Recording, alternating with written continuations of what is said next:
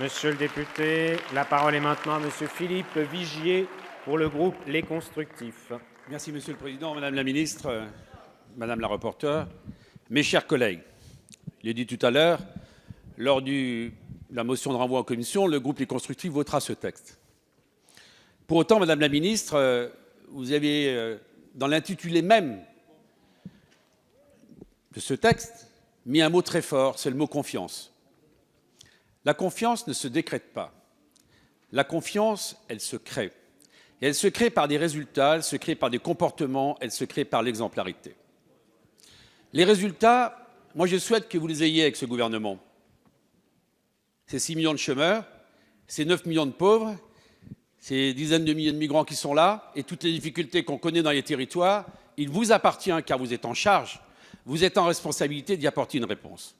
Est-ce qu'avec ce texte, et là je m'adresse aux députés de La République En Marche, ne tombez pas dans les pièges de 1981 où vous avez expliqué qu'après la nuit, la lumière arrivait, ou que M. Léniel, dans ce même hémicycle, avait eu une phrase assassine en expliquant « Vous avez juridiquement tort car vous êtes politiquement minoritaire ». Moi, je n'ai pas oublié ces phrases. Et ces phrases, elles veulent dire, mes chers collègues, que lorsque l'ensemble des groupes politiques, sur l'exemple de la réserve parlementaire, où on a démontré qu'elle n'était pas discrétionnaire, où on a démontré qu'elle était transparente, puisque M. Ferrand est là, il est reparti, c'est dommage. J'aurais aimé qu'il soit là parce que peut-être qu'à un moment, il pourrait dire un mot. Lorsque le groupe En Marche, lui-même, vous en souvenez, Madame la Ministre, vers minuit, un amendement a été retiré, où il était même expliqué dans les motifs de cet amendement que les modalités de mise en place de la réserve étaient exemplaires et que vous espériez que l'outil qui serait mis en place par le gouvernement serait aussi exemplaire que la réserve parlementaire. Et c'est vous-même, il y a eu une interruption de séance, je n'ai pas oublié ce moment-là. Et il y a eu un vrai moment de doute. Ça veut dire quoi? Est-ce que les députés du groupe En Marche, qui imaginent qu'il faut la balayer d'un revers de main, je ne leur en veux pas a priori, dans 5 ans, on en reparlera, non pas pour le clientélisme, parce que mes chers collègues, lorsqu'on a 134 000 € pour des circonscriptions où en moyenne il y a 120 000 habitants, quelle injure vous faites à nos concitoyens lorsque vous pouvez imaginer qu'avec 1 € par habitant, on peut les acheter. Ils valent beaucoup plus. Ils valent de la reconnaissance.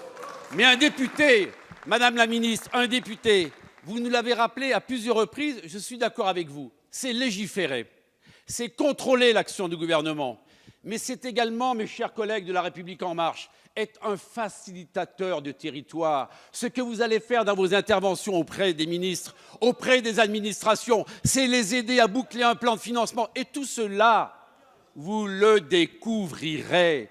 Sinon, vous serez tous des députés hors sol. Et cette confiance, mon cher Marc Fesneau, elle se crée non pas simplement par la réserve, mais par le contact qu'on a au quotidien et ces problèmes que l'on gère au quotidien. Enfin, le dernier mot, puisque tout à l'heure, la porte-parole du groupe En Marche a dit « on a tenu les promesses ». Eh bien non.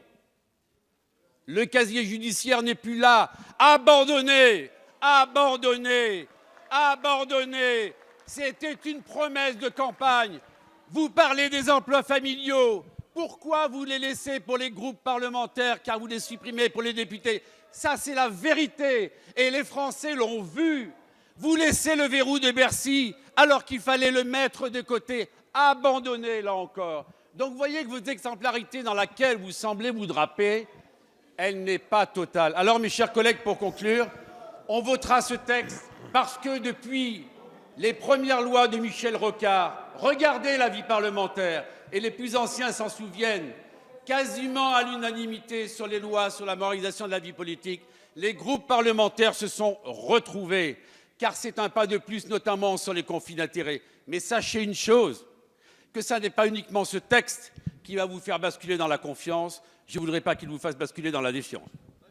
Merci, Monsieur le député.